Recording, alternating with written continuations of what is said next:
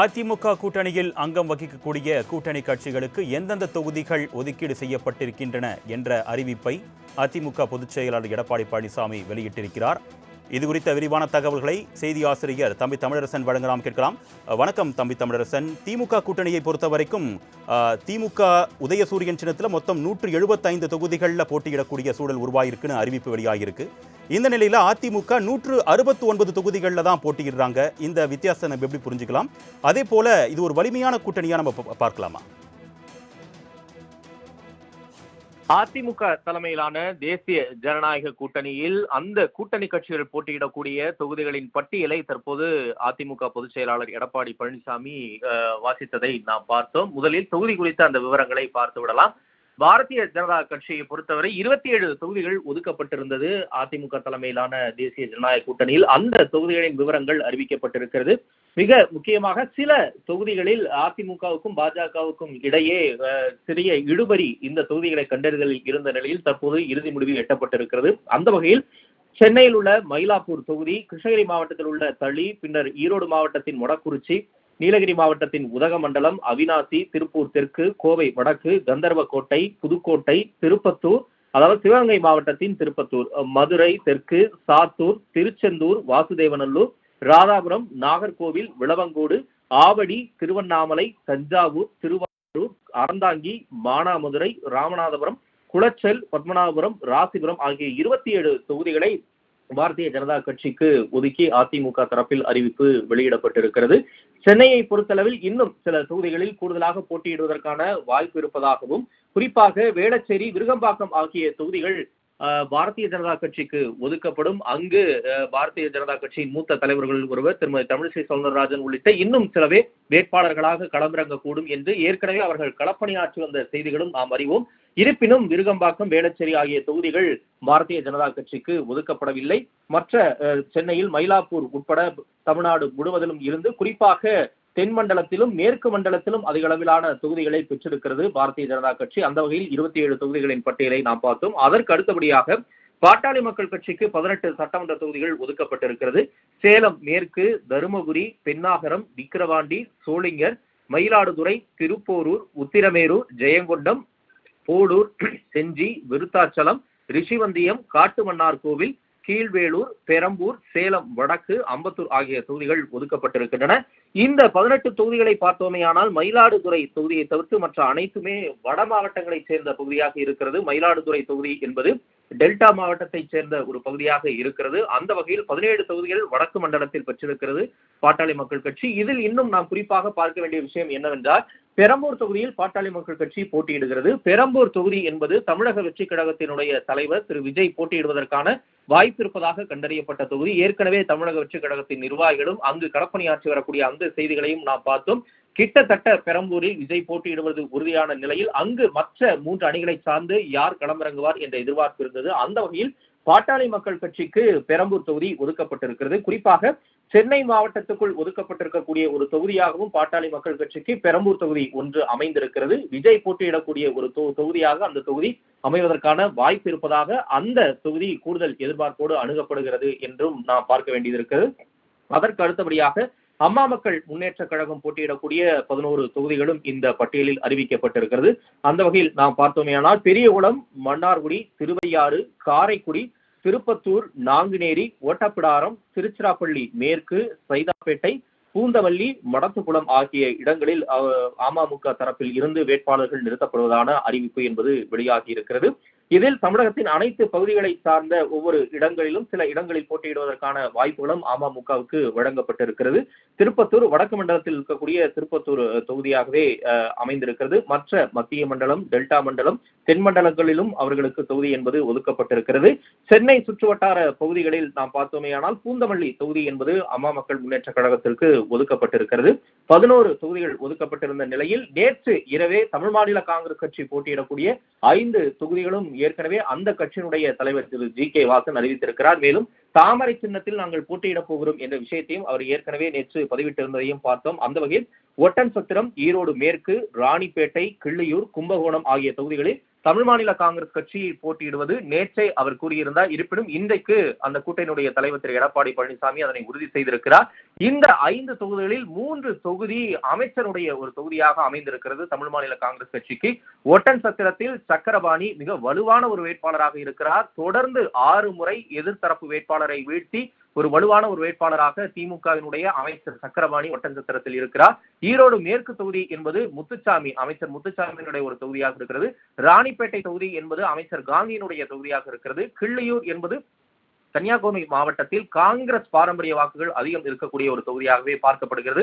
ஏற்கனவே தமிழ் மாநில காங்கிரஸ் கட்சியைச் சேர்ந்த ஒரு வேட்பாளர் 2001 அங்கு வெற்றிக்கனியை பறித்தார் என்பதும் குறிப்பிடத்தக்கது. தவிர்த்து கும்பகோணம் தொகுதி பாரதிய ஜனதா கட்சிக்கு ஒதுக்கப்படும் என்று எதிர்பார்க்கப்பட்ட நிலையில் அங்கு தமிழ் மாநில காங்கிரஸ் கட்சிக்கு அந்த தொகுதி ஒதுக்கப்பட்டிருக்கிறது. கும்பகோணம் திமுக வலுவாக இருக்கக்கூடிய ஒரு தொகுதியாக இருக்கிறது.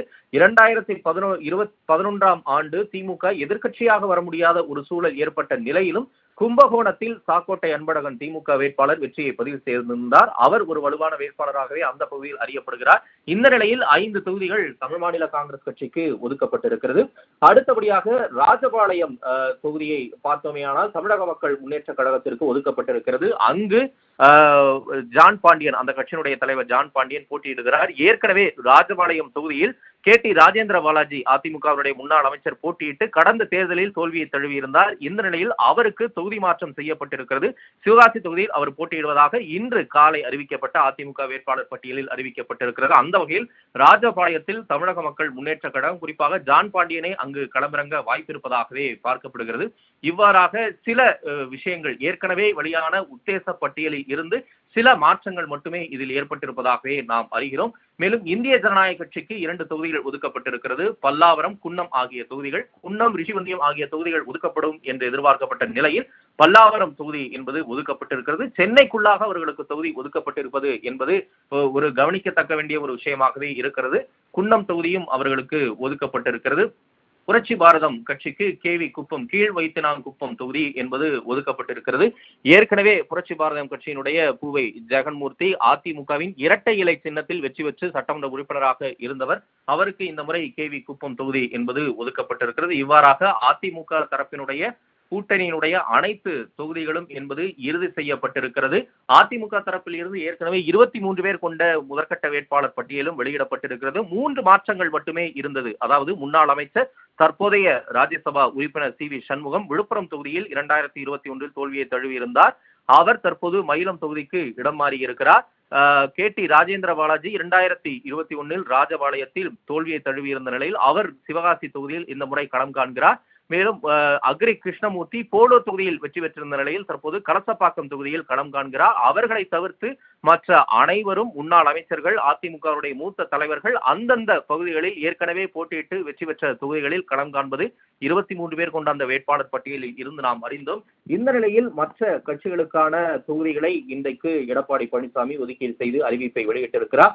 இந்த தொகுதிகளுக்கான வேட்பாளர்கள் எந்த வகையில் அமையப் போகின்றனர், அவர்கள் எப்படியான ஒரு போட்டியை திமுக கூட்டணிக்கோ மற்ற 2 அணிகளுக்கோ ஏற்படுத்த போகின்றனர் என்ற ஒரு எதிர்பார்ப்பும் ஏற்பட்டிருக்கிறது. திமுகவை பொறுத்தவரை 175 தொகுதிகளில் உதயசூரியன் சின்னம் களம் காண்பதற்கான அந்த ஒரு வாய்ப்பு இருப்பதாகவே பார்க்கப்படுகிறது. அதிமுகவை பொறுத்தவரை 170 இடங்களில் இரட்டை இலை களம் காண்பதற்கான வாய்ப்பு இருப்பதாகவே நாம் அறிகிறோம். ஏனென்றால் தமிழ் மாநில காங்கிரஸ் கட்சி இந்த முறை தாமரை சின்னத்தில் போட்டியிடுவதாக அந்த கட்சியினுடைய தலைவர் GK வாசன் அறிவித்திருக்கிறார். ஏற்கனவே இதே தமிழ் மாநில காங்கிரஸ் கட்சி 2021ஆம் ஆண்டு அதிமுகவுடன் கூட்டணி இருந்தபோது இரட்டை இலை சின்னத்தில் 6 தொகுதிகளில் போட்டியிட்டிருந்தனர் என்பது குறிப்பிடத்தக்கது. ஆனால் தற்போது அவர்கள் தாமரை சின்னத்தில் போட்டியிடுவதற்கான தங்களுடைய விருப்பத்தை பதிவு செய்திருக்கின்றனர். மற்ற கட்சிகளும் குறிப்பாக ஜான் பாண்டியன், KC திருமாறன் இன்னும் சிலரும் தங்களுக்கான சின்னமாக தாமரை சின்னத்தை தேர்ந்தெடுப்பதற்கான வாய்ப்புகள் இருப்பதாகவே நாம் அறிகிறோம். IJK இன்னும் முடிவு செய்யவில்லை. ஒட்டுமொத்தமாக அதிமுகவை பொறுத்தளவில் 169 இடங்களில் இரட்டை இலை களம் காண்கிறது. இன்னும் ஒரு சிலர், அதாவது 170 என்ற ஒரு எண்ணத்தில் ஒரு இறுதி செய்யக்கூடிய ஒரு நிலையில் அதிமுக இருக்கிறது என்றே நாம் சொல்லலாம். இன்னும் ஒரு சிலர் இரட்டை இலை சின்னத்தில் களம் காண்பதற்கான வாய்ப்பு இருப்பதாகவே நாம் அறிகிறோம். அந்த வகையில் பாரதிய ஜனதா கட்சி 27 தொகுதிகளில் போட்டியிட்டாலும் ஏறக்குறைய 34, 35 தொகுதிகளில் தாமரை சின்னம் களம் காண்பதற்கான வாய்ப்பு இருக்கிறது. அதிமுகவுடைய இரட்டை இலை சின்னம் 170 இடங்களில் களம் காண்பதற்கான வாய்ப்பு இருக்கிறது. எதிரணியில் திமுக தரப்பில் உதயசூரியன் சின்னம் 175 இடங்களில் களம் காண்பதற்கான வாய்ப்பு இருக்கிறது. சில ஆச்சரியகரமான விஷயங்கள் இந்த அதிமுக தொகுதி பங்கீடு பட்டியலில் இடம்பெற்றிருக்கிறது. தமாகவை தவிர மற்ற அனைத்திற்கும் சென்னையில் ஒரு தொகுதி என்பது, சென்னை சுற்றுவட்டார பகுதிகளில் ஒரு தொகுதி என்பது ஒதுக்கப்பட்டிருப்பதாகவே நாம் அறிகிறோம். அது கவனிக்கத்தக்க வேண்டிய ஒரு விஷயமாக இருக்கிறது. வலுவான போட்டியாளர்கள் கொண்ட தொகுதிகள் சில கூட்டணி கட்சிகளுக்கு ஒதுக்கி இருப்பதையும் நாம் பார்க்கிறோம். அதிமுக ஏற்கனவே வெற்றி கண்ட முன்னாள் அமைச்சர்கள், பலம் வாய்ந்த தலைவர்கள், வெற்றி பதிவை மேற்கொண்டவர்களுக்கு 23 பேர் கொண்ட அந்த பட்டியல் அறிவிக்கப்பட்டிருக்கிறது. இன்னும் வலுவான வேட்பாளர்கள் கொண்ட பட்டியலை அதிமுக எப்படி களமிறக்கப் போகிறது என்ற ஒரு எதிர்பார்ப்பும் ஏற்பட்டிருக்கிறது. அதிமுக தரப்பில் ஏற்கனவே தொகுதி பங்கீடு எண்ணிக்கை நிறைவு செய்து தொகுதிகளை கண்டறிந்து அறிவிப்பு வெளியாகி இருக்கிறது. இன்னும் சற்று நேரத்தில் அதிமுக பொதுச் செயலாளர் எடப்பாடி பழனிசாமி தன்னுடைய பரப்புரையும் தொடங்க இருக்கிறார். நேற்று அதிமுக தரப்பில் இருந்து தேர்தல் அறிக்கை வெளியிடப்பட்ட அந்த செய்தியும் நாம் பார்த்தோம். ஃப்ரிட்ஜ் இலவசம், 1 கிலோ பருப்பு, 1 கிலோ எண்ணெய் உள்ளிட்ட பல விலையில்லா திட்டங்களை அறிவித்து நலத்திட்டங்கள், வாக்குறுதிகளையும் அவர் தரப்பில் இருந்து அறிவித்ததையும் நாம் பார்த்தோம். கடந்த 3 நாட்களில் அடுத்தடுத்த நிலைகளில் வேகத்தை கூட்டியிருக்கிறது தேசிய ஜனநாயக கூட்டணி. திரு எடப்பாடி பழனிசாமி அடுத்தடுத்த நகர்வுகளை மேற்கொண்டு வருவதை நாம் பார்க்கிறோம். தற்போது தேசிய ஜனநாயக கூட்டணியின் தொகுதிகள் குறித்த விவரங்கள் வெளியாகியுள்ளது. இது குறித்த மேலும் விவரங்களுடன் இணைகிறார் செய்தி ஆசிரியர் தம்பி தமிழரசு. சார் வணக்கம். மேலும் விவரங்களை வழங்கலாம் சார் இந்த கூட்டணி குறித்த, தொகுதிகள் குறித்து. ஏற்கனவே நாம் குறிப்பிட்ட வகையில் பல்வேறு விதமான தகவல்களை நேர்களுக்கு நாம் வழங்கிக் கொண்டிருந்தோம். அந்த வகையில் உதயசூரியன் சின்னம் 175 இடங்களில் களம் காண்கிறது. அதிமுக 169, 170 மாறுவதற்கான வாய்ப்பு இருப்பதாகவே நாம் பார்க்கிறோம். இருப்பினும் ஒட்டுமொத்தமாக இந்த கடும் போட்டிக்கிடையில் யார் வெற்றியாளராக போகிறார் என்பது மக்களின் கையில் இருக்கிறது. நாம் ஏற்கனவே குறிப்பிட்ட வகையில் திமுகவை பொறுத்தவரை விசிகவுக்கு 8 தொகுதிகள் நேற்று காலை ஒதுக்கீடு செய்யப்பட்டது. தேமுதிகவுக்கு 10 தொகுதிகள் ஒதுக்கீடு செய்யப்பட்டிருக்கிறது. அது பலரது புருவத்தையும் உயர்த்திய ஒரு ஒதுக்கீடாகவே பார்க்கப்படுகிறது. அதற்கு பிறகு மக்கள் நீதி மய்யம் கட்சிக்கு 2 தொகுதிகள் ஒதுக்கப்படுவதற்கான வாய்ப்பு இருப்பதாகவே கடந்த சில நாட்களாக சொல்லப்பட்ட நிலையில் நேற்று அவர்கள் தங்களுக்கான தொகுதி எண்ணிக்கை, குறிப்பாக டார்ச் லைட் சின்னம் என்பது மக்கள் நீதி மய்ய தொண்டர்களின் உணர்வோடு ஒன்றி போனது. எனவே நாங்கள் உதயசூரியன் சின்னத்தில் நிற்பதில் விரும்பவில்லை என்று குறிப்பிட்டுவிட்டு தங்கள் இந்த தேர்தலில் போட்டியிடவில்லை, எங்களுக்கான அனைத்து உரிமையும் உள்ளது, அரசியல் எங்களுக்கு தொழில் அல்ல கடமை என்று குறிப்பிட்டு திமுகவுக்கு நிபந்தனையற்ற ஆதரவை தெரிவித்துவிட்டு சென்றிருக்கிறார் மக்கள் நீதி மய்யம் கட்சி தலைவர் கமலஹாசன். மற்ற கட்சிகள், குறிப்பாக எஸ்டிபிஐ உள்ளிட்ட முக்குளத்தோர் புலிப்படை, கொங்கு இளைஞர் பேரவை, மனிதநேய ஜனநாயக கட்சி உள்ளிட்ட சில கட்சிகளுக்கான இறுதி பகிர்வை இன்று மாலை அல்லது இரவுக்குள் திமுக உறுதி செய்துவிடும். அதற்கு பிறகு தொகுதி பங்கீடு, தொகுதிகளை கண்டறிந்து அதற்கான அறிவிப்பு வெளியிடப்படுவதற்கான வாய்ப்பு இருக்கிறது. அடுத்த 2 நாட்களுக்குள்ளாக திமுக தரப்பிலான தேர்தல் அறிக்கை என்பது வெளியிடப்படுவதற்கான வாய்ப்பு இருக்கிறது. அரசியல் களத்தில் அனல் பறந்து கொண்டிருக்கிறது. அடுத்தடுத்த நிகழ்வுகள் அரங்கேறி வருவதையும் நாம் பார்த்து வருகிறோம்.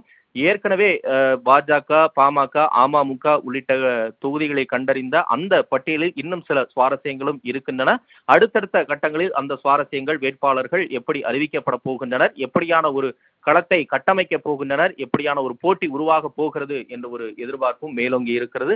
தொடர்ந்து அது குறித்த செய்திகளையும் நாம் பார்க்கலாம். இனி மற்ற செய்திகளையும் அண்மை செய்தியையும் நீங்கள் தொடர்ந்து வழங்கலாம் அஸ்வினி. நன்றி தம்பி தமிழரசு.